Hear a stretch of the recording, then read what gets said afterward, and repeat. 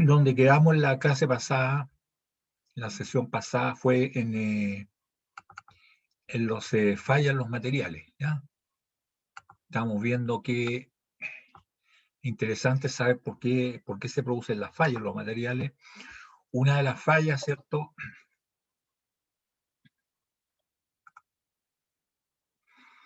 Una de las fallas es cierto, la excesiva deformación elástica, hasta la vimos en la sesión pasada, cuando nosotros tenemos, ¿cierto? Eh, la deformación elástica significa que el material se deforma y una vez que retirada la carga vuelve a quedar en la misma forma y dimensiones originales.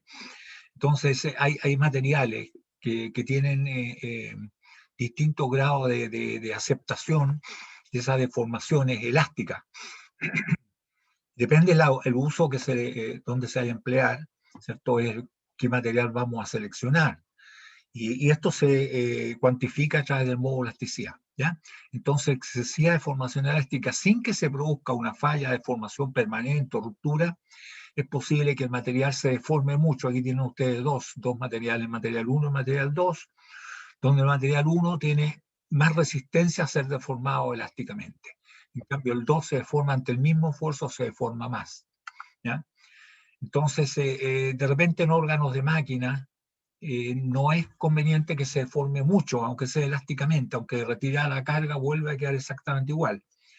Por ejemplo, yo les mencionaba lo que eran las máquinas herramientas como los tornos, la fresadora, el cepillo, la limadora, la amortajadora, en fin, que son máquinas que tienen que tener una cierta robustez, no se deben deformar mucho porque estamos hablando de un acabado superficial, ¿cierto? De cierta calidad y de precisión en las mediciones del orden de los micrometros. Entonces, la máquina no se debe formar mucho.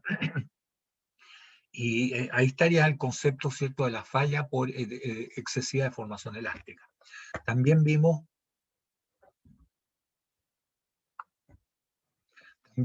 ¿cierto?, la falla por cedencia, que fluencia, que alcanza los aceros de bajo porcentaje de carbono, sobre todo, llega a un punto, ¿cierto?, donde parece que hasta ahí no va a llegar, pero se deforman, se producen en una deformación, alargamientos y extracción, y, y después de por el endurecimiento, por la deformación, vuelve a ser capaz de soportar cargas superiores. Pero, ¿cierto? Lo que interesa entonces es que esta falla que se produce por cedencia, que aquí ya hay deformación plástica, ¿cierto? No llegue a ocurrir. Este es muy recurrente, este valor, ¿eh? El valor del sigma de cedencia es uno de los tres valores que más se manejan en las propiedades de los materiales cuando se compran. ¿Cuál es la resistencia a la tracción? ¿Cuál es este punto de fluencia o cedencia? ¿Y cuánto es el alargamiento o la ductilidad que tiene, ¿cierto?, el material? Esos son los tres valores más importantes. Esta es la falla por cedencia. Ahora tenemos también, ¿cierto?, falla por eclipse. Ocurre cuando hay deformación en los materiales elásticas, ¿cierto? Y por acá ya ocurre deformación plástica, o sea, estamos bajo todavía, pero con un cierto nivel de esfuerzo más o menos importante. Cuando esto está sometido a cierta temperatura, comienza a producirse esto, ¿ah?, en el tiempo, la deformación. Aquí se va acelerando la aceleración. Hay toda una parte, un periodo largo, que es más largo que los otros, que es a una deformación que va en forma constante, va aumentando, ¿cierto?, en forma lineal, pero llega un momento aquí se precipita esto, ¿cierto?, y rápidamente se rompe. ¿Ah? Cuando están los elementos bajo temperatura, y les conté la anécdota, ¿cierto?, de un exhaustor de gases que estuvo en Enami, cuando existían los hornos de reverbero ahí, que ahí ocurrió en el exhaustor de gases un incidente, ¿cierto?, que afortunadamente no causó pérdida de vidas, porque era, imagínense una pieza de 1,5 toneladas girando a 750 RPM, a una temperatura de 400 y tantos grados, que salga desprendido, rompiendo fierros por todos lados, rompiendo estructuras, enjaretado, y finalmente terminó en el patio, ¿cierto? Sin causar pérdidas de vida, sí pérdida de material, indudablemente, porque rompió bastante estructura. Entonces, esa es la falla por creep, que le ocurre también un poco a las... a los vidrios. El vidrio no es un... no está muy claro si es un líquido o un sólido, pero el vidrio tiene eso que ocurre el fenómeno del creep. O sea, los vidrios están puestos en las ventanas verticalmente, les llega el sol, entonces empieza a fluir hacia abajo y al cabo de algún tiempo, si ustedes midieran con un equipo de ultrasonido, van a ver que en la parte inferior es más grueso que en la parte superior, ¿eh? Esto significaría que las catedrales europeas, ¿cierto?, están condenadas en algún momento a tener que, por lo menos los vitrales, ¿cierto?, desaparecer, ¿eh? Que son de vidrio. Bueno, esa es la falla por... Acá está la falla por ruptura. Esto ya no alcanzamos a verlo, ¿cierto? Pero es la más conocida. Este es el diagrama de sigma versus epsilon que ocurre en la solicitación en tracción, y esto se ve reflejado a través de este valor que es el sigma máximo, también le llaman sigma último, o también de fractura, aunque el de fractura es un poco más bajo, pero este punto no interesa. No interesa ingenierilmente, ¿cierto? Solo lo que interesa es cuánto es lo máximo que puede soportar el material antes de romperse, y este es el valor, ¿eh? Este es el valor. De manera que este es el valor de... Claro, aquí ya la pieza está destrozada, así que falló porque llegó a la ruptura, ¿eh? Hay, lógicamente, otro tipo de falla, y esa, por ejemplo, la falla por ruptura, que acabamos de ver, está la falla por fatiga.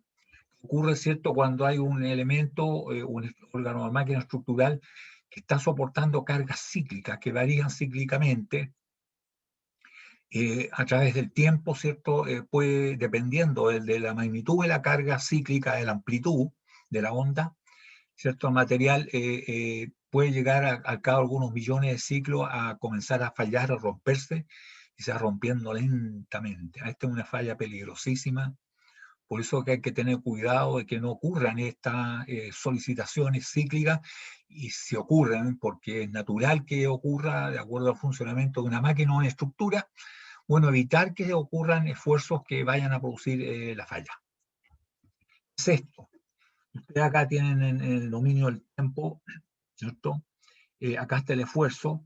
Fíjense que el esfuerzo oscila periódicamente, no tiene por qué ser sinusoidalmente, periódicamente, de manera que aquí nosotros tendríamos que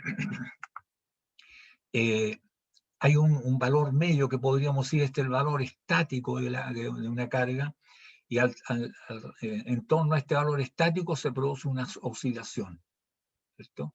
Entonces teníamos el caso más común. Ahora, cuando este valor medio es en cero, se dice que es alterna la carga, ¿eh? Varía entre un máximo positivo y un máximo negativo. Cuando está aquí en el medio es cero. Así es como se hacen los ensayos de resistencia a la fatiga. Hasta cuando uno tiene el esfuerzo, se utilizan montones de probetas, muchas piezas de prueba, y se someten a una carga y se dejan ahí en la máquina y pasan alrededor de 2 o 3 días hasta que se produce la falla, porque hay que alcanzar por lo menos los 10 millones de ciclos. Y uno lo que grafica es cuánto fue la carga que se le puso, la carga sería la parte alterna, y cuánto es lo que duró, cuántos ciclos duró. O sea, tiene que haber un contador de ciclos. Y ahí es conocido el diagrama de Wöhler, ¿eh? Este es un diagrama semilogarítmico donde aquí en la abscisa está el dominio del tiempo, el logarítmico, y acá en la ordenada está el esfuerzo alterno, que sería, puesto esto en cero, sería la amplitud esta, ¿cierto? La amplitud puesto acá en cero, ¿ya? De manera que uno se rompió la pieza de prueba o probeta y va viendo a ver cuál fue el esfuerzo que lo colocamos y cuántos ciclos soportó. Lógicamente, después ensayó otra probeta con un valor de esfuerzo más bajo que dura más ciclos. se baja nuevamente así, ¿cierto? Colocando una buena cantidad en el mismo valor, varias probetas, ¿cierto? De manera que esta curva que está aquí, que es una línea recta, para un diagrama semilogarítmico, esto resulta una línea recta. Aquí está la media de un valor porque aquí hay toda una distribución gaussiana para cada valor de esfuerzo, y tenemos este diagrama, ¿ya? Entonces se va bajando los esfuerzos para distintas puestas hasta que llega un momento que se coloca un valor de esfuerzo que no se rompe nunca más, ¿cierto? Y soporta eternamente, y esto es lo que se llama el límite de fatiga, ¿ah? O sea, el material solamente trabajando con carga alterna, ¿cierto? Oscilando, ¿cierto? Entre una cosa así, así, puede soportar este máximo valor de esfuerzo, ¿ya? Alterno. Al final, llegando a un número de ciclo que es del orden de los 10 millones, más una cosa así, se termina rompiendo, ¿ya? El característico diagrama de Wöhler que sirve para determinar la resistencia a la fatiga. Esto que está acá, ¿ya? La resistencia a la fatiga. Entonces, recuerden, jóvenes, que en la falla por fatiga tiene que haber una carga cíclica, ¿ya? Hay una carga cíclica que está presente, puede ser mezclada, puede ser la carga alterna, ¿cierto? Esta que es la parte dinámica, esto es lo que va variando en el tiempo, y puede ser combinada con una estática, que es esta, ¿cierto? Alrededor de esta carga estática se puede producir la variación, lógicamente, ¿ya? ¿Qué es lo que ocurre casi en la mayoría de los órganos de máquinas estructurales? Hay una carga estática combinada con una carga alterna, ¿cierto? Y con lo que se determina con el diagrama de Wöhler es solamente la incidencia de la carga alterna, ¿ya? Y esto es un ensayo de fatiga que lamentablemente por la prisa no lo podemos hacer, además que es muy largo, ¿eh? Además que se requiere días. Uno echa a andar la probeta y que funcione, y después ya puede que falle hasta un día domingo y ahí está detenida, y ve el número de ciclo y ve el número de esfuerzo, el valor del esfuerzo que soportó, y se continúa, se coloca otra probeta, en fin, es más o menos largo. El diagrama de Wöhler es importante porque en la práctica, ¿cierto? Ocurre mucho esta falla por fatiga, por ignorancia, ¿cierto? Porque hay que evitar esas cargas alternas que podrían producir la fatiga material. Por eso hay que en el mantenimiento se vigila mucho eso a través de la medición de las vibraciones, porque la vibración, ¿cierto? La amplitud o la velocidad, ¿cierto? Del movimiento es la que nos va a decir de qué orden es la magnitud. Y hay que tratar de rebajarla, nunca dejarla en cero, porque físicamente no es posible, ¿cierto? Pero sí disminuirla hasta valores que ya sabe uno, ¿cierto? Que no van a producir fallas en los materiales. Esa es la falla por fatiga, y no la que muestran muchas veces por la televisión cuando se rompió algo. Falló por fatiga, porque se rompió. Un esfuerzo excesivamente grande va a romper esto, no tiene por qué ser fatiga.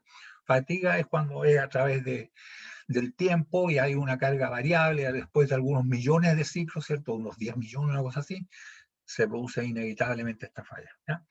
Bien, pues es la falla por fatiga, y es interesante reconocerla, por eso la importancia que tienen los laboratorios, sobre todo el laboratorio hecho físicamente, donde está uno presente, porque uno aprende a ver en tracción cómo falla el material, cómo reconoce uno que la falla fue en tracción, cómo reconoce uno que la falla fue por cortadura, por la textura, la granulometría que se ve en la falla, ¿cierto? Uno puede determinar, esto fue por deslizamiento, vale decir, es por cortadura, esto otro fue por desprendimiento, esto fue tracción.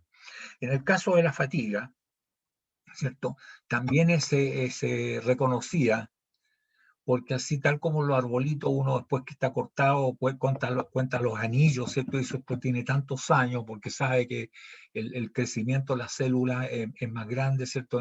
Ya sea en la época de donde tiene la mayor cantidad de agua y crece, en fin. Y acá está la otra, y la primavera, y donde el crecimiento es más bajo, que el otoño, en fin, que las células son más chiquititas, entonces produce una diferencia en la sección transversal de un tronco, incluso uno se da cuenta por qué lado le pega el sol, en fin, con todas esas cosas, porque son más grandes que la célula. Aquí en el caso del material también uno es capaz de reconocer, porque la falla por fatiga, como esto que está acá, esto fíjese que el eje es una polea motriz de cintas transportadoras, el puller, ¿ah? Y estos más o menos jóvenes tienen un diámetro son como 18 centímetros, 180 milímetros, y es de acero. Fíjense que acá tiene una cosa que es el enchavetado. Aquí no se alcanza a ver bien, ¿ya? El enchavetado. ¿Por qué enchavetado? Porque aquí para mover, ¿cierto? Aquí le llega la fuerza motriz, ¿cierto? Y para mover la polea, y la polea a su vez se le mueve la cinta transportadora, que esta es la gran minería del cobre, está el chavetero. Los alemanes, por allá por el siglo pasado, inventaron lo que se llama el perfil K, que era un triángulo medio redondeado así, ¿eh? Que era técnicamente muy bueno para transmitir potencias rotacionales, porque no había concentración de esfuerzo, puntos débiles, que técnicamente era muy bueno, pero era prácticamente muy malo, porque donde tiene un torno que torne esa cuestión media triangular, así redondeado, y donde hay un taladro que haga esos hoyos de esa forma. Entonces, no resultó, y está en el manual Schute nomás, en los antiguos manuales, y no se siguió ocupando. Ese es el famoso perfil K. Se siguió haciendo esto que es el chavetero, y el chavetero tiene el problema, ¿cierto?, que en estos puntos, aquí va la chaveta, hay una concentración de esfuerzo aquí, eso es lo que le pasó a este eje, y aquí se ve, aquí partió la falla, aquí, y fíjese que fue dejando unas marcas, como fue avanzando la fatiga, fue avanzando, fíjese ahí, y después ya aquí también se ve, ¿cierto? Estas son las dos partes y se fue avanzando, pero fíjese que fue avanzando para acá, ya se fue acelerando, y al final lo único que quedó de eje fue una cosa así, eso que está ahí. Eso era todo el eje, aquí se ve aquí el eje. Eso era todo el eje, fíjese. O sea que la carga no era tan grande, pero sí produjo la falla. Y aquí se ve, y aquí se ven las huellas, que los colegas, los metalúrgicos, le llaman orilla de playa, a estas rayitas así, porque así queda en la orilla cuando avanza el mar, ¿cierto? Y viene con los huiros y todas esas cuestiones, entonces queda la marca donde llegó el agua, o también concha de almeja. Entonces, cuando uno ve estas rayitas así, uno inmediatamente identifica, esta cuestión fue fatiga, aquí hubo fatiga de material. Y el esfuerzo fue pequeño, pero suficiente como para producir la falla. Porque fíjese que al final, esto es lo que está transmitiendo la potencia rotacional. No era nada. O que se corta estas cuestiones dentro cuando uno va en los túneles donde están en las galerías, donde van las correas transportadoras, chuta, es algo que siempre me dio miedo, ¿eh?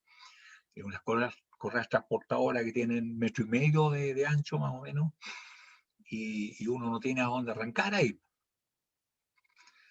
Este es un caso. El otro es un cigüeñal de un camión. Ahora, ¿cuál fue la falla?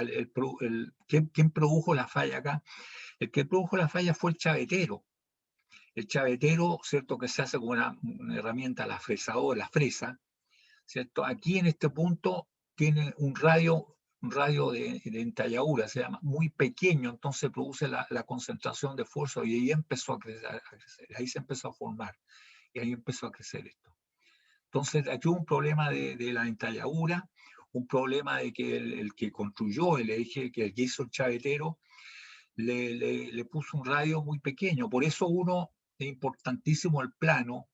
Yo siempre le digo a los alumnos, nunca hagan esto de que agarran una pieza rota y se la llevan al tornero, hágalo según muestra. No, no. El tornero la va a hacer con las dimensiones exactas, pero no se va a preocupar de esto del radio de entalladura a menos que uno se lo diga. Tiene que estar entonces en un croquis. Muy mal hecho puede estar el croquis, pero esos datos tienen que estar, ¿ya? Nunca según muestra, sino que dense la molestia de hacer el croquis y con los elementos que corresponden. En este caso había que decir cuánto debe ser el radio de entalladura para que no produzca esta falla, que es la falla por fatiga. Lo mismo ocurrió acá en el cigüeñal de un camión. Esto que está aquí es un cigüeñal de un camión. Si ustedes se fijan, esta es la parte del puño, acá venía la cigüeña, acá la otra para el otro lado, ¿cierto? Y aquí se nota que está la perforación, una cavidad interna, ¿cierto? Que es para que circule el aceite. El aceite va circulando por dentro y sale donde están los puños y ahí aflora, ¿cierto? Y va lubricando entonces permanentemente. Pero hay que tener cuidado porque esto se mecaniza después que se forja, ¿cierto? Y es fundido también esto. Y se le empieza a producir, ¿cierto? El acabado superficial. Pero hay que tener cuidado con los radios que hay aquí. Y también acá esta perforación está muy cerca de aquí y acá había un radio de dentadura muy pequeño. Entonces aquí es donde había un punto de concentración de esfuerzo y por aquí empezó a fallar, ¿ah? En esta perforación, un punto débil y empezó a cundir y aquí se ven las líneas de falla por fatiga, aquí se ven, ¿cierto? Y esto fue avanzando, fíjese acá también se están viendo, ¿ah? Y llegó hasta este punto de aquí se rompió. Quedaba poco eje ahí, incluso si ustedes se fijan, la parte que ya se desgarró finalmente es pequeña, ¿ya? Entonces esto fue en el mecanizado, no en el diseño, en el mecanizado fallaron acá. Entonces esos son elementos importantes también, ¿cierto? Si ustedes, pues, miren, después se produjo una falla catastrófica acá, porque ya una vez roto empezó a chocar con otras cuestiones, aquí se rompió por los impactos que ocurrieron, ¿eh? Entonces estas son las famosas fallas por fatiga y siempre hay una muestra, ¿cierto? Que es la, la textura y forma de la falla, ¿ya? No sé si hay alguna consulta, jóvenes. Ya. Ok. Entonces, por todos estos motivos que hemos visto, jóvenes, toda esta suerte de falla, ¿ah? Que no siempre está destrozado el material, ¿ah? Por todos estos motivos, en el diseño del miembro estructural de máquina se fija un nivel de esfuerzo admisible, es decir, hasta este esfuerzo se debe considerar, ¿ya? Considerablemente más bajo que la resistencia última allá en el ensayo estático. Rara vez se sabe exactamente la magnitud de las fuerzas que pueden actuar sobre una estructura diseñada. Uno más o menos puede determinar las fuerzas. Y los materiales también, por otro lado, no son homogéneos. Entonces uno usa un factor de, mire, con esto se produce la falla, ya trabajemos con la mitad, que decir que tiene un factor de seguridad de 50%. De verdad que tenemos, por ejemplo, que en el acero, ¿cierto? Que tenga un valor de sigma máximo del ensayo de resistencia a la tracción de 4.200 kilogramos fuerza partido por centímetro cuadrado. Se utiliza entonces de repente un sigma admisible de 1.750 kilogramos fuerza partido por, o sea, aquí se ocupó un factor de seguridad, como a n veces, ¿cierto? Que se produzca la falla, cualquiera de las fallas que yo mencioné.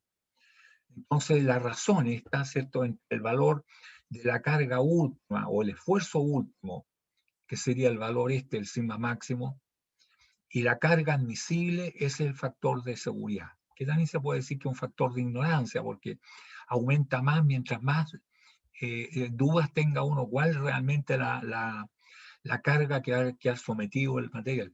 Con esto falla, ¿cierto?, en el ensayo de tracción, la resistencia a la extracción. Y esto es lo que nosotros le vamos a admitir. O sea, el valor admisible, ¿cierto? Va a ser igual al valor de falla, de cualquiera de los que hemos dicho acá, partido por el factor de seguridad. Ahora, el factor de seguridad no es un factor único. Depende del elemento, depende de las condiciones. Los cables, por ejemplo, los cables sobre todo los cables que no son estáticos, un cable estático es, por ejemplo, cuando ustedes choban una carga y la levantan, eso es estático. Pero si el cable trabaja dinámicamente, por ejemplo, pasando por las poleas que queda sometido a flexión, en fin, ya aquí es distinto, ahí tiene un factor de seguridad más grande. Y en el caso de los ascensores, que ocurre eso, en el ascensor el cable es sometido a flexión en las poleas, los factores de seguridad que se ocupan son del orden de 12, una cosa así, ¿eh? Lógicamente, para esta carga estática del cable se utilizan factores de seguridad menor, ¿ya? Y sobre todo si hay vida humana, ¿cierto? Imagínense un factor de seguridad 12. Entonces, cuando se han cortado los cables del ascensor y dicen, ah, sí, pero es que aquí decía para 6 personas, pues. y entraron 8. Oigan, nada que ver, podrían haber 60 personas adentro y el cable de gas resistió. ¿Ya? Entonces, por problemas de mantención, muchas veces son mal mantenidos los ascensores y se empiezan a cortar los hilos y tienen una cierta cantidad de hilos cortados por metro admisibles y después hay que cambiarlo. ¿No? Entonces, el caso del cable, digamos, utiliza factores de seguridad más o menos grandes, pero en los otros no, el factor de seguridad de 1,5, 2, en fin, de ese orden, no son tan escandalosos como el caso de los ascensores. ¿Ya? Entonces, ya con esto nosotros tenemos el concepto de carga de trabajo, factor de seguridad, esfuerzo admisible. Para graficar un poco esto, jóvenes, le hago una pregunta. Mire, fíjese que en los puertos de acá de Chile, la gobernación marítima acepta, dice, un factor de 5 a la ruptura. ¿Qué significa eso? Significa que si uno va a ocupar un cable que soporta hasta la ruptura 100 toneladas, ¿cuál debería ser la carga máxima que puede quedar soportando ya en uso? Es una pregunta que le hago para que cualquiera la conteste. 20, ¿no? 20, correcto, 20. Entonces, lo que ocupaste tú ahí, ¿cierto? Fue que determinaste el factor de seguridad dividiendo, ¿cierto? O sea, la carga de ruptura la dividiste por el factor de seguridad. 5, ya, 20, efectivamente. Ahora la pregunta, bueno, ¿se puede trabajar con 15? Sí, po. Se puede. ¿Se puede trabajar con 25? Ahí no, No, porque va a ser el factor. correcto. Entonces ahí está el otro concepto que es de carga de trabajo. O sea, la carga de trabajo puede ser 15. Sí puede ser 15. ¿Qué es lo que ocurre cuando se utiliza, ¿cierto?, una carga más chica? Aumenta el factor de seguridad, ¿cierto? Sí, ya con un factor de seguridad más grande. Efectivamente. Entonces esa sería la carga de trabajo. A lo más la carga de trabajo va a ser igual a la carga admisible, a lo más. Pero la carga de trabajo nunca va a ser mayor que la admisible, ¿cierto? Si este acero tiene un valor máximo de 4.200, ¿cierto? 4.200 kilogramos de fuerza partido por centímetro cuadrado, jamás, nunca nosotros vamos a ocupar, ¿cierto? 4.250, porque estamos sobre el último valor que es capaz de soportar esto. El factor de seguridad siempre tiene que ser mayor que 1, este valor. O sea, la carga de falla, ¿cierto? Siempre, o al revés, la carga de trabajo o admisible, ¿cierto? Siempre tiene que ser menor que la carga última. Si fuesen igual, el factor de seguridad sería 1. Ahí no estamos equilibrando en la cuerda floja. ¿Ya? ¿Se entendió la idea entonces, jóvenes?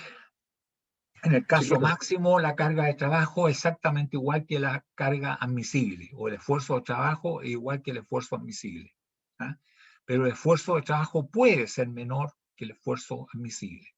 Con eso aumenta el factor de seguridad. ¿Alguna consulta? Parece que no. Entonces, lo mejor de estos jóvenes, para entenderlo bien, es aplicarlo en algún ejemplo. ¿Ya? En aeronáutica se utiliza el margen de seguridad, que es un concepto algo distinto. El margen de seguridad es la carga última o la de ruptura, la de falla, partido por la carga admisible, pero menos 1. ¿Ah? Entonces ahí nos da el margen de seguridad. ¿Ya? O el sigma máximo partido por el sigma admisible y menos 1. ¿Ya? Bueno, acá tenemos un ejemplo, jóvenes, un poco para graficar, ejemplificar esto de los valores de la seguridad. Y es bastante interesante, a pesar de que es un problema que parece medio campesino. Se desea desenterrar una estaca por medio de una configuración de cable con la fuerza proporcionada por un tractor. ¿Ya? Este es el caso. Aquí está la configuración, jóvenes, y acá aprendemos también que hay otras pendientes, otras tangentes que son exactas también, que no son necesariamente 3, 4, 5, que es la que ocupan los carpinteros, ¿cierto? En la construcción también, ¿no es cierto? Para sacar el ángulo recto. Entonces tenemos acá que, fíjense que hay una configuración, una maniobra, le llaman a esto, donde aquí está la estaca, se quiere sacar la estaca del suelo, está enterrada en el suelo, y aquí hay una pared, se coloca un cable aquí, acá hay un solo cable que está en rojo, de uno solo, el mismo, ¿cierto? Y aquí se va a tirar con un tractor, de manera que tendríamos nosotros el cable A, el tramo B de este cable, C y D, que es el mismo cable, y acá está el cable E. Y las pendientes son 8, 15, 17, 5, 12, 13, 3, 4, 5, que es la más conocida, y 7, 24, 25. Son todas estas pendientes exactas. Y acá está el tractor, va a tirar con la fuerza P, y dice que el tractor puede tirar hasta con 10 toneladas. ¿Ah? El tractor puede tirar con una carga máxima de 10 toneladas.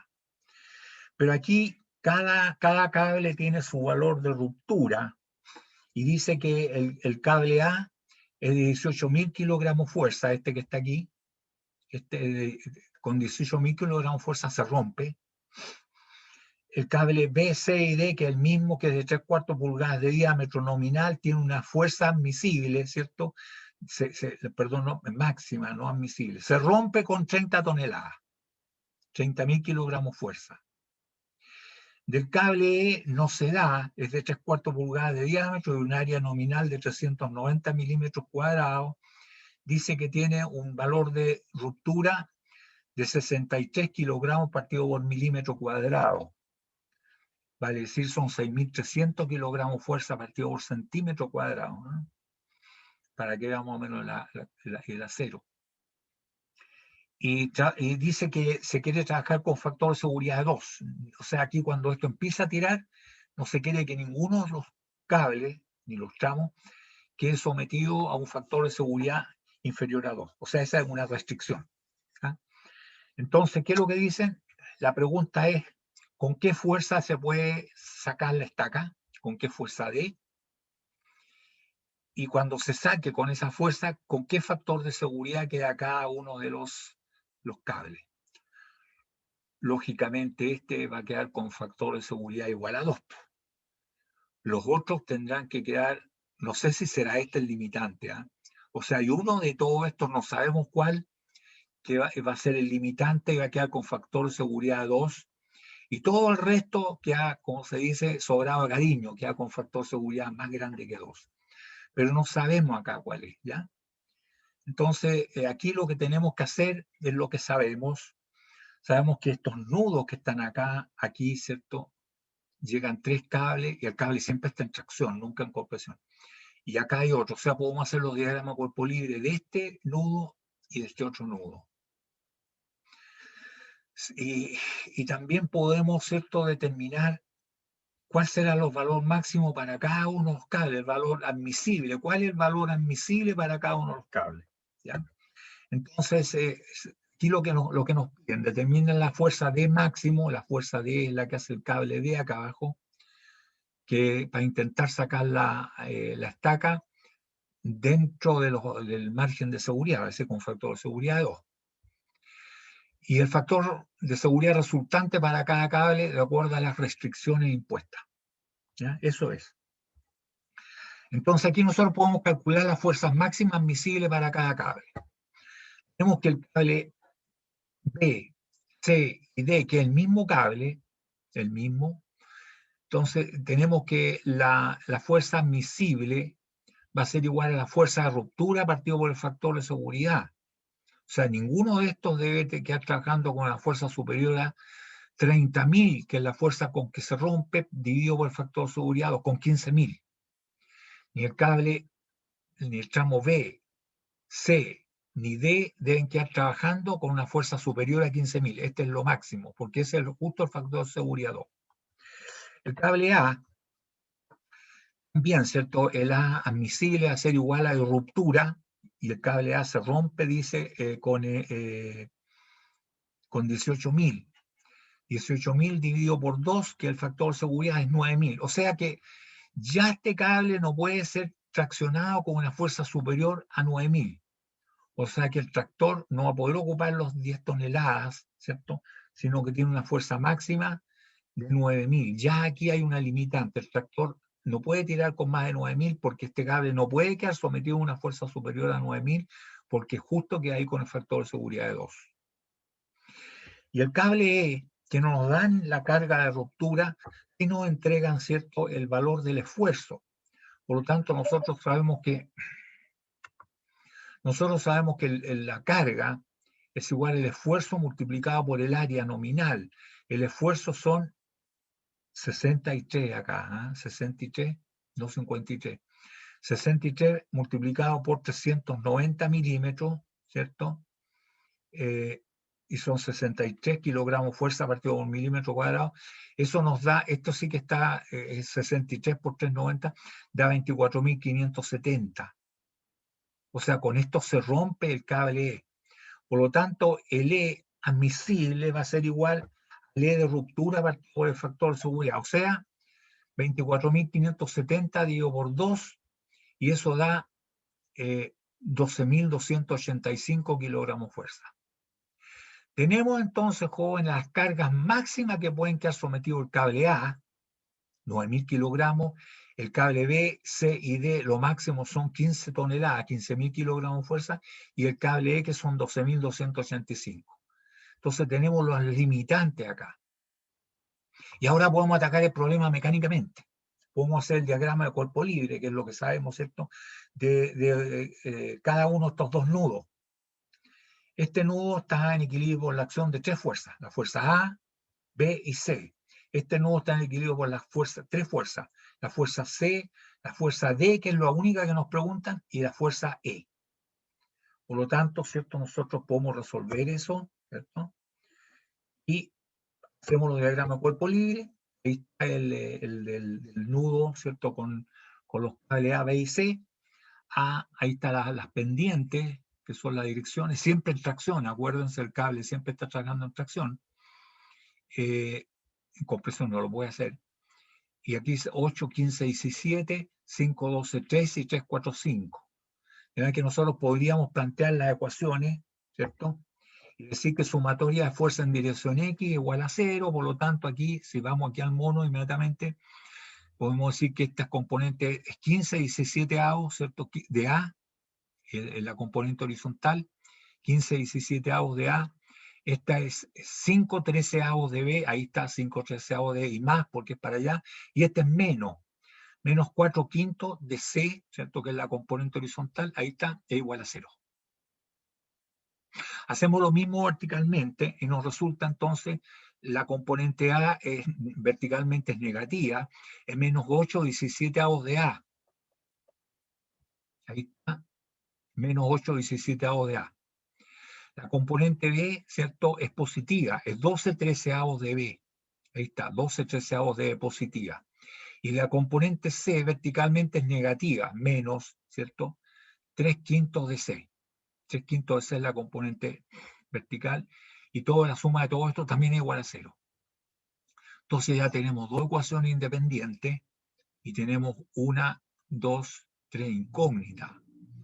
Hay que ir, ¿cierto?, al otro nudo, porque a todo esto aquí no nos aparece el nudo que nos preguntan, el cable que nos preguntan, que es el cable D. Y vamos al otro. Entonces el otro tenemos la C, es la misma acá, pero acción y reacción, ¿cierto? Por lo tanto tienen sentido contrario. Acá está D, que es absolutamente vertical, no tiene componente horizontal, y acá está la E, ¿cierto?, que es 7, 24, 25, la pendiente. Por lo tanto, aplicamos también, ¿cierto?, las ecuaciones de equilibrio que podemos sacar. No se olviden que en un sistema de fuerzas coplanarias y concurrentes, ¿cierto?, solamente son dos ecuaciones independientes, que son las dos que hemos planteado ahí. Acá también son coplanarias, ¿cierto?, y concurrentes, concurren al nudo. También podemos plantear solamente dos ecuaciones independientes. Y una es sumatoria de fuerza en dirección X igual a 0. Dice que 4 quintos de C positivo, ahí está, ¿cierto? D no actúa, D no tiene componente horizontal, menos 24 25 avos de E, ahí está, igual a 0. Y verticalmente, ¿cierto?, partimos con C, 3 quintos de C menos D, y más 7 25 avos de E igual a 0. Ahí está. Quinto de C, menos D, y más 7 25avos de E es igual a 0. Entonces ahí, felices, contamos 1, 2, 3, 4 ecuaciones y contamos la incógnita. 1, 2, 3, ¿cierto? Con C, 3, 4 con E, 5 con D. O sea que tenemos 4 ecuaciones independientes y 5 incógnitas. Lógicamente el problema no se puede resolver porque nos falta algo, ¿cierto? Tampoco se puede resolver un problema que no tenga ningún dato. Aquí hasta ese momento, ¿cierto? No hay ningún dato. Tenemos 5 incógnitas, pero no hay datos. Entonces nosotros aquí nos podemos dar un dato, podemos poder pensar, bueno, veamos, pues si A lo más que puede tirar A son 9.000, partamos con esa, a ver qué es lo que ocurre, ¿cierto? Entonces sí, A es igual a 9.000, que es el valor límite admisible que tiene A, ¿cierto? Que es lo que puede tirar el tractor, no se lo permite más el cable A, ¿cierto? Tendríamos entonces 4 ecuaciones y 4 incógnitas, porque A deja de ser incógnita. Y esto nos resultaría, jóvenes, que estos son los siguientes valores. B nos resultaría 16.050 kilogramos fuerza, C 17.647 kilogramos fuerza, D 14.706 y E 14.706 kilogramos fuerza. Ya, y felices todos, se acabó el problema. ¿Qué es lo que preguntaban? ¿Cuánto era D? Sí, 14.706 sería la fuerza, pero aquí hay algo malo. Resulta que B tenía un valor máximo admisible de 15.000. O sea, si nosotros tiramos con 9.000, ¿cierto? Con el tractor, donde queda el A justo con un factor de seguridad de 2, ¿cierto? El B estaría sobrepasando el valor admisible. Tenemos que el valor máximo admisible son 15.000 y aquí serían 16.050. C, que tiene también el limitante de 15.000, queda trabajando con 17.647. O sea, lo excede más todavía. O sea, ya hay 2 cables que estarían excediendo el valor admisible. El valor de D queda sobrado cariño, porque queda con 14.706 y tiene un valor máximo admisible de 15.000. Y el valor de E, ¿cierto? Que resultó del desarrollo de esto, 14.706, está superando al valor admisible, que eran 12.285. O sea, hay 3 tramos de cable o 3 cables que superan el máximo. Entonces, lo que nosotros podemos deducir aquí, que A no era el valor limitante, el cable A. Entonces nos nace la duda, bueno, ¿cuál es el limitante? ¿Será B? ¿Será C? ¿O será E?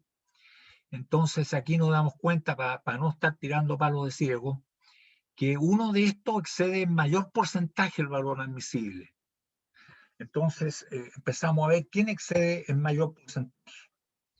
Dice que B y C, y exceden a los valores, superan en 7,06% B y en 17,65 C, o sea, C sería el valor máximo, ¿cierto? El limitante, a los valores máximos admisibles, E superan 19,71. O sea, este valor, supera en 19,71%. Entonces, no es B, no es C y mucho menos A el limitante, sino que el limitante es E. Entonces, ¿cuál es el valor de E que debemos aceptar? 12.285. Y con este valor de E volvemos a calcular esto. Ahora ya la incógnita no es, o sea, lo conocido es E, 12.285, ¿cierto? Y lógicamente todos los otros van a resultar dentro del rango admisible. Desarrollado este sistema de ecuaciones nuevamente, pero conociendo E, que es 12.285, y A desconocido, B desconocido, C desconocido y D desconocido, calculamos estos valores nuevamente, ¿cierto? Y nos dice que A es igual a 7.518, lo cual está bien, ¿no? Porque tiene un valor admisible de 9.000, está bien. Dice que B es igual a 13.415, está bien, es menor que 15, C es igual a 14.742, es menor que 15, y D es igual a 12.285, nos resulta, y el valor admisible efectivamente era 12.285, ¿ya? O sea, quedamos justo en ese valor. Y E es 12.285, que es con el cual partimos. O sea, jóvenes, que ahí estos son los valores. La pregunta, ¿cuál era? ¿Con qué valor se puede intentar sacarle estaca? Con 12.285, que es lo que va a tirar el cable D. Ahora viene la pregunta, bueno, ¿y con qué factor de seguridad queda trabajando cada cable? Y ahí lo podemos calcular. Porque esta es la carga de trabajo ahora, ¿cierto? Y la carga de ruptura para E era 24.500 y tanto, ¿cierto? Para A, la carga de ruptura era 18.000. Para B, C y D era 30.000. ¿Me acuerdan? Entonces veamos con qué factor de seguridad queda trabajando cada uno. Al dividir entonces la carga de falla, la carga de ruptura, por la carga de trabajo, nos da el factor de seguridad. Por lo tanto, para el cable A, que se rompe con 18.000, la máxima, y la de trabajo va a ser 7.518, queda con un factor de seguridad de 2,39, que es sobre 2, está bien. Para el cable B o el tramo B, el B máximo son 30.000, ¿cierto? Y el B de trabajo es igual a 13.415, que fue lo que resultó aquí.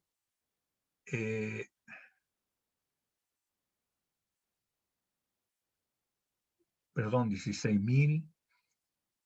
Claro, 16.000. 16. Ah, no, esto es lo que resultó acá. Acá, 13.415, ¿cierto? Nos resultó 2,24. Para el cable C, que el máximo es 30.000 también, ¿cierto? Para B, C y D es 30.000. Y la carga de trabajo C va a ser igual a 14.742, nos resulta un factor de seguridad de 2,04. Este más o menos se está equilibrando justo en el valor límite. Para el caso D, ¿cierto? Que falla con 30.000 y va a trabajar con 12.285, queda con 2,44, o sea, el D el que queda más sobrado cariño. Y para E, lógicamente, va a ser justo 2, porque va a quedar trabajando, ¿cierto? Con el valor de ruptura, ¿cierto? Es 6.300 por 3,9 o 63 por 3.900, ¿cierto? Por 390. Nos da, y dividido esto por los 12.285, que es el valor con que va a quedar trabajando el cable, nos da justo 2. Con este partimos. Entonces todos quedan trabajando con factor de seguridad superior a 2, excepto el límite que es este. Ahora, jóvenes, ya hemos resuelto el problema. Se puede sacarle estaca, ¿cierto? Con un factor de seguridad, ¿cierto? Máximo 2 o sea, mínimo, para los cables. Se puede sacar, ¿cierto? Con una fuerza de 12.285, ¿cierto? El tractor no puede tirar con más de 7.518. Y ahí quedó los factores de seguridad con que hay que ir trabajando cada cada. Ahora la pregunta es, ¿y cuál será el factor de seguridad de toda la maroma esta, el arreglo de cable? ¿Qué creen ustedes? ¿Cuál es el factor de seguridad para toda esta configuración de cable? El más bajo, ¿no? El más bajo. Efectivamente, ese es el factor de seguridad. ¿Sí? El factor de seguridad entonces será 2. ¿Ah? Entonces, claro, el menor de todos. Y aquí no hay que olvidar nunca la máxima esa, que una cadena tan fuerte, tan resistente como lo sea el más débil de sus eslabones. Eso es una cuestión vital, ¿ah? De principio. Si ustedes van a agarrar un buque, un barco, ¿cierto? Qué sé yo, miles de toneladas, y le colocan una cadena, estas cadenas que son de acero, ¿cierto? Que son más o menos como unos 40 centímetros o algo más de largo, ¿cierto? El diámetro del acero son como 3 pulgadas, o sea, 70 y tantos milímetros, ¿cierto? Y es una cadena bastante resistente. Pero ustedes al final la cadena la amarran con un alambrito. La cadena no es más resistente que lo que es el alambrito, el más débil de los eslabones, ¿ya? Ustedes entonces en una estructura, jóvenes, no sacan nada con tener toda una parte muy resistente y por ahí tiene un punto débil, el alambrito. ¿Ah? No es más resistente la estructura que lo que es la parte más débil, por ahí va a fallar. Entonces uno debe tener un factor de seguridad más o menos parejo para toda una estructura, ¿cierto? Porque no va a hacer cosas que se rompa acá. A menos que se utilice como se utiliza, es cierto, se utiliza un punto como un fusible. Es como el fusible, un punto débil, pero controlado, ¿cierto? Y esto ocurre, por ejemplo, en las máquinas herramientas, yo le hablo de los taladros, en fin, más o menos de gran envergadura, de los taladros radiales, ¿ah? Que se usan en las maestranzas o cualquier otra. De repente una parte tiene un pasador que es de cobre, cosa que si llega a trancarse, esto se rompe el pasador de cobre y después se repara el pasador de cobre y no se rompe en otras partes de la máquina. Es como lo que ocurre, ¿cierto?, con los seguros de la instalación eléctrica de una casa, ¿cierto? Se está todo el alambrado, ¿cierto? Pero uno llega y coloca una parte más débil, es un alambrito finito, cosa que si llegara a haber un cortocircuito, se quemara ese alambrito y que está en alguna parte bien protegida. Entonces ahí se usaban antiguamente los tapones o los seguros, que eran unas piezas de losa que se atornillaban y que adentro estas piezas de losa tenían un fino alambrito. De manera que si había un cortocircuito, en vez de que se quemara en cualquier parte de la instalación, se quemara este alambrito que estaba protegido en la losa y uno después venía y lo cambiaba, ¿cierto? Y podía seguir funcionando, ¿ah? Y así era antiguamente. Hoy en día se utilizan los termomagnéticos, así que no está eso, ¿cierto? Salta el termomagnético.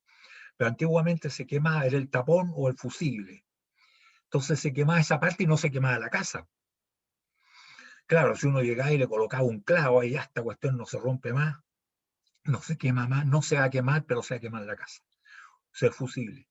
En las máquinas también se puede utilizar, ¿cierto?, una parte débil, ¿cierto?, que es el punto débil, es el eslabón más débil, de manera que se rompe ese y no se rompe la máquina, ¿ah? Como va a proteger la máquina, ¿ya? Pero eso es profeso, se hace así. En general, en la estructura, ¿cierto?, se colocan todos los elementos del mismo factor de seguridad, ¿ya?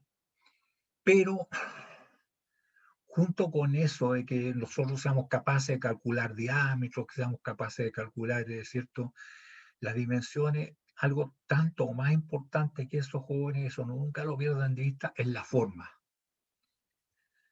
De repente la sección, ¿cierto? Por sí sola la sección es capaz de soportar un esfuerzo, pero tal vez tiene puntos débiles que están hechos porque fueron mal diseñadas o porque fueron mal mecanizadas, tal vez como lo que pasó en el cigüeñal ese que yo les mostré, y también lo que pasó en el chavetero del eje de la polea, ¿eh?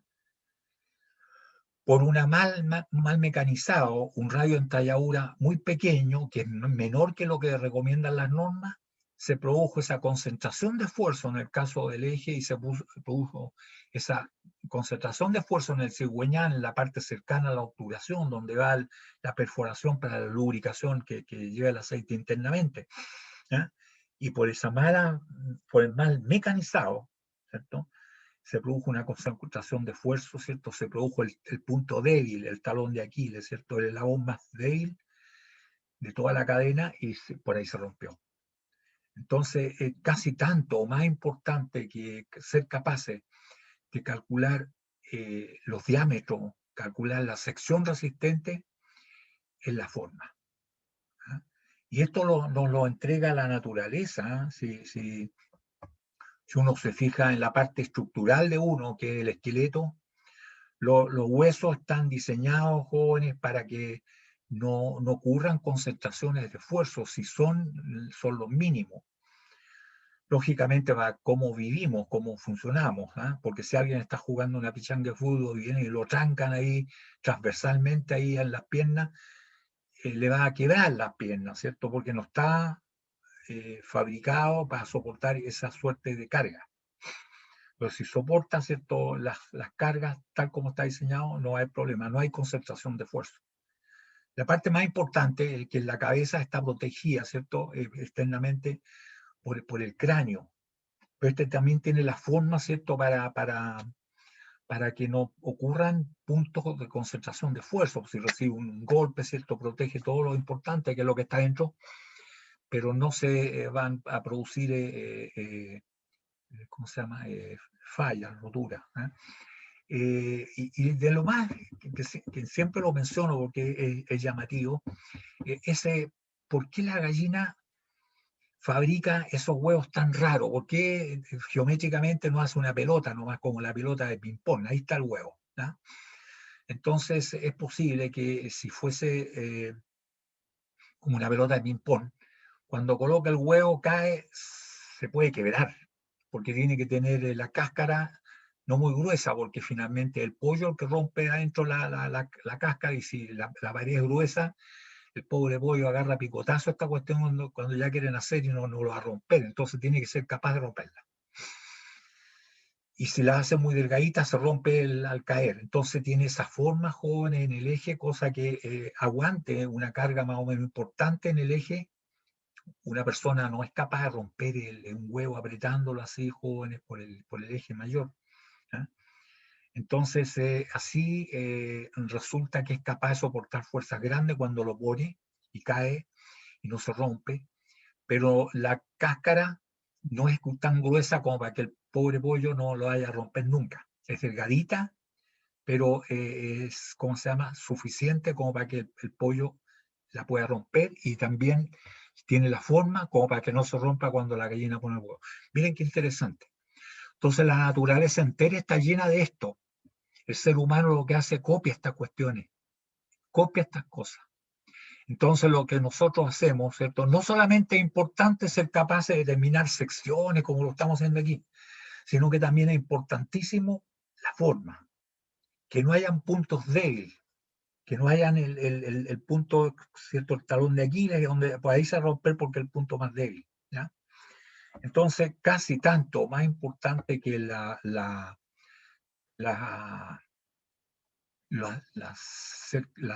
sección que va a resistir, de repente con la sección necesaria, pero de una forma inadecuada, como en el caso del eje, del puller o el cigüeñal, ¿cierto? Hay puntos débiles que son, no es profeso, sino que por error se cometieron, ¿ah? Porque se hizo un radio en traidora muy pequeño, se produjo el punto débil, el talón de Aquiles. ¿Ya? Entonces, por eso que es importante conocer estos jóvenes que se llama la concentración de esfuerzo. La capacidad de resistir esfuerzo es un elemento de máquina o estructural, no depende solamente del material ni de la sección resistente, que es lo que hemos estado viendo hasta este momento, sino también de la forma. La forma es importantísima. Un elemento fabricado de material dúctil podrá distribuir internamente las deformaciones, claro, las distribuye mejor, y los esfuerzos más fácilmente que uno frágil, principalmente frente a cargas dinámicas que varían en el tiempo. Un elemento de forma suave, curvas de gran radio, permite una mejor distribución de deformaciones y esfuerzos, evitando la concentración de esfuerzos por cambios violentos de sección. ¿Se fijan? Si nosotros hacemos de repente entalladura que son muy agudas, una grieta es como una entalladura muy aguda con un radio muy pequeño, es sumamente peligrosa, se propaga sin control. De hecho, cuando hay un elemento que tiene una grieta, jóvenes, quizás alguien ha escuchado hablar del término matar la grieta. ¿Qué significa eso? Le hace una perforación, de manera que a donde va avanzando la grieta, justo en ese punto, aparezca un rayo grande que el que le hace la broca.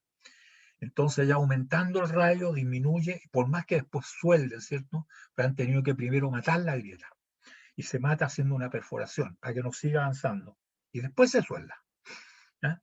De manera que nosotros tenemos que esto tiene su aplicación las líneas de flujo de esfuerzo, por ejemplo, en algo sencillo como una placa sometida a tracción.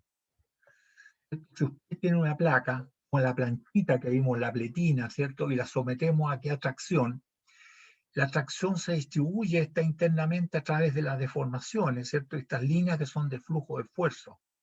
Se va transmitiendo esto, ¿cierto? Y si no hay ninguna interrupción, no hay nada irregular, se acomodan, ¿cierto? Porque eso el material es dúctil, por eso que un material dúctil se acomoda mejor. Se acomodan a igual distancia, de manera que quede todo igualmente cargado. Esto es lo que pasaría con una sección que no tiene interrupción. Pero ¿qué pasa si nosotros a la sección le producimos un cambio violento de sección? ¿Eh? Un cambio de sección. Si un cambio de sección, que no es tan violento, porque por último es circular. Pero lo que pasa con las líneas de flujo, aquí ya no pueden pasar las líneas de flujo a través de la perforación. Entonces, esta no se da ni cuenta que hay una perforación, pero esta es la línea de flujo, la deformación, que es la que distribuye el esfuerzo, ¿cierto? Aquí se acumulan y se juntan líneas de esfuerzo acá, ¿cierto? Y acá quedan más separados, incluso esta no se da ni cuenta, pero esta aquí quedan juntas. De forma tal que si nosotros cortamos esto, acá hay una mayor cantidad de líneas de flujo de esfuerzo y se produce entonces una concentración de esfuerzo, ¿ya? En el agujero. Esa concentración es así. La parte, aquí es la parte donde no hay nada. Se distribuyen bien. Lo mismo acá. Pero en esta parte, justo aquí se produce una acumulación, por lo tanto los esfuerzos, si los suman todo por unidad de sección, es más grande. Y acá nuevamente casi no hay nada, ¿cierto? ¿Y qué resulta? Que si este es el esfuerzo medio, acá es bastante superior al esfuerzo medio. O sea, ¿cierto? La perforación, esto produce una suerte de concentración de fuerza aquí, en este punto y acá. ¿Ya? Ahora, mientras más chico sea el radio de perforación, más grande va a ser la concentración. ¿Ya? Y nosotros tenemos esta distribución de los esfuerzos, ¿ya?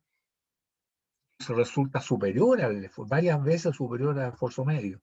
Y eso diríamos que el esfuerzo aquí, en este punto, es K veces que el que resulta al medio, es K veces. Y este K es el factor de concentración de esfuerzo. Lo que queremos nosotros que en la concentración de esfuerzo, ojalá sea igual a 1, que sea igual, que no haya concentración de esfuerzo. ¿Ya? Y eso, ¿quién tiene que ver con la concentración de esfuerzo? Uno, el cambio de sección. ¿Cuánto es la sección que tenemos y a cuánto se redujo la sección? Una. Dos, el radio en talla URA. El radio que es, en este caso, el radio. Mientras sea más grande el radio, más chica la concentración de esfuerzo, manteniendo la misma sección. Y la otra es el ángulo, que en este caso, lógicamente, no hay ángulo, pero sí lo podemos ver, ¿cierto?, en otra suerte de pieza, como esto. Aquí tampoco podríamos decir que hay ángulo. Aquí si hay una pieza de sección circular, ¿cierto?, que tiene una entalladura. ¿Y por qué tiene esta? Porque así tiene que ser por efectos del diseño, ¿eh? ¿Cierto? Mientras más chico sea este radio, va a ser más grande la concentración de esfuerzo, ¿ya? Estas son las líneas de fuerza, la línea de flujo de esfuerzo, esta y esta. Y aquí está la zona entonces más denso, aquí se produce la concentración de esfuerzo. Aquí se acumulan las líneas, la deformación, ¿cierto? Aquí se da cuenta, aquí me redujeron la sección, pero acá no, pues en el centro no hay nada, aquí no se dan ni cuenta que hay una reducción. Entonces esto es lo que se llama una entalladura. Y dependiendo entonces del cambio de sección, dependiendo entonces del radio de la entalladura y dependiendo del ángulo, ¿cierto? Es los valores que obtiene la concentración de esfuerzo. Así es como se produce, ¿cierto?, en una pletina con una perforación, tal como lo expliqué antes, ¿cierto? Ahí está el valor medio, ¿cierto? Y aquí está el valor, ¿cierto?, que es el máximo, que es mayor que el medio, y cuántas veces el factor de concentración de esfuerzo, ¿ya? Esto es lo que ocurre entonces justo en el punto A, aquí y acá, ¿ya? ocurren valores de concentración de fuerza. Ahora, si nosotros aquí vamos a ver lo que les está explicando. Acá tenemos, ¿cierto?, que hay una pletina, tiene una entalladura aquí, y aquí está el radio de la entalladura y el ángulo. Esto es importante. Entonces, ¿quién influye en la concentración de esfuerzo? La diferencia de sección, ¿cierto? Si se reduce mucho la sección, va a haber una concentración de esfuerzo. El ángulo que está aquí, mientras más chico sea el ángulo, más grande va a ser la concentración de esfuerzo, ¿cierto? Finalmente, cuando el ángulo es cero, esto va a ser prácticamente una grieta. ¿Y cuál es el otro factor? El radio que hay aquí. Por eso que en mecánica, en el diseño, no hay cosas así puntúas, jóvenes. El radio interno de un hilo, según la norma ACMA, que es la que regula esto, tiene que tener un cierto radio. Si no tiene ese radio, hay una concentración de esfuerzo terrible. Tengo una experiencia que fue fatal, no para mí, lógicamente si no lo estaría contando, sino que en el puerto de Valparaíso se cayó un contenedor porque los contenedores los levantan con unos elementos llamados spreader, que es una estructura que los agarra de las cuatro puntas, y en las cuatro puntas tienen un twin lock, que es una especie de perno que entra en la ranura de los contenedores, se giran 90 grados y los traba. Entonces esto seguramente se rompió, entonces lo hicieron de acero, no lo hicieron, y torneado. No forjados como se suelen hacer originalmente, ¿cierto? Si uno tiene que hacer cientos, miles, lo hace forjado todo, pero si va a hacer uno solo, lo hace torneado. Entonces, el Twin Lock no respetaron los radios y no respetaron estos radios de entalladura que aparecen en los hilos, y precisamente por eso se produjo la concentración de esfuerzo, por eso falló uno de los cuatro Twin Lock, por eso se cayó el contenedor y por eso murió una persona abajo. Claro, el fabricante estaba preocupado si se había utilizado acero SAE 1045 o acero SAE 1020, y la verdad de las cosas que eso no tenía ninguna importancia. La importancia era, ¿cierto?, que al trabajar el viejo en el torno, le dio un rayo de entalladura al hilo que soportaba esto, ¿cierto? Casi nada. Y ahí se produjo la concentración de esfuerzo, y por eso se rompió, por eso se cayó el contenedor y mató a una persona. Y la importancia que tiene. En estos otros casos, jóvenes, ¿cierto? Aquí también, ¿cierto?, hay concentración de esfuerzo un poco menor, porque aquí por último, aquí el ángulo es 90 grados, ¿cierto? El ángulo es 90 grados, en cambio acá el ángulo es más chico que 90 grados. La sección en este caso, igual que esta otra sección, la carga es igual que esta, pero en este caso, ¿cierto?, como el ángulo es más chico, lógicamente el factor de concentración de esfuerzo es más grande. Y finalmente el último, que es uno que tiene una entalladura redonda, tiene la misma sección que todos otros dos. O sea, la reducción de sección es igual, pero aquí el radio es mucho más grande que en este caso, y que en este caso, aquí, ¿cierto?, todavía la concentración de esfuerzo es más chica. Entonces, estos son los elementos que nosotros deberíamos considerar. El cambio de sección, el ángulo de entalladura y el radio de entalladura. Mientras mantengamos eso, ¿cierto?, estamos protegidos. Y no hacer perforaciones, por ejemplo, en partes donde no se debe. La parte más resistente, y ahí estamos haciendo una perforación, está delicada esta cuestión, ¿ah? Estamos disminuyendo la sección resistente, ¿ya? Entonces, estos jóvenes es un factor que ustedes no lo van a ocupar. En mecánica sí lo ocupan, porque hay que estar multiplicando por estos factores para disminuir la capacidad de soportar carga, ¿ah? Pero en nuestro caso, ¿cierto? Pero sí es bueno tenerlo en cuenta. No lo van a ocupar en la asignatura, pero es bueno tener en cuenta este concepto, ¿cierto?, para el ejercicio práctico, cuando están en ejercicio de la profesión. Oiga, jefe, ¿cómo sujetamos esto? Perfórelo nomás, le hace una perforación, y justo le están haciendo una perforación en la parte que no debieran, ¿ah? Y están debilitando un elemento estructural, y precisamente están produciendo esta concentración de esfuerzo que podría hacer que fallara prematuramente el elemento, ¿ya? ¿Alguna consulta, jóvenes?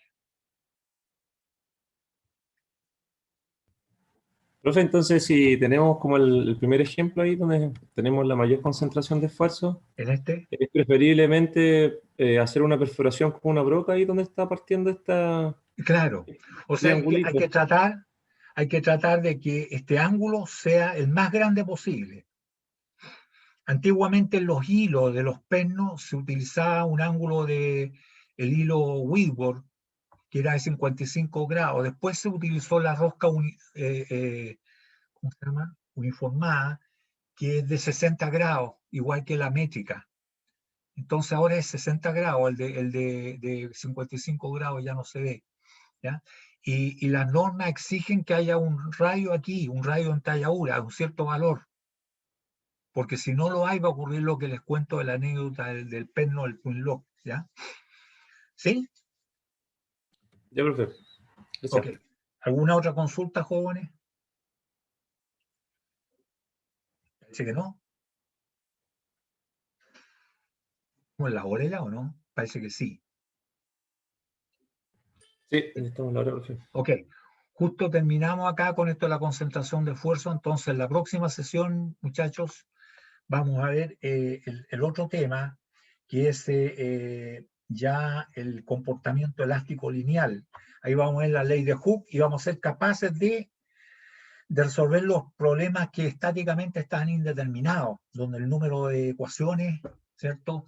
El número de incógnitas supera el número de ecuaciones, ¿ya? Ley de Hooke, eso es lo que vamos a ver en la próxima semana. Y por favor vean los problemas que les puse, les voy a colocar otros más para que de alguna manera, mientras tanto, suplamos esto de la falta de la ayudantía.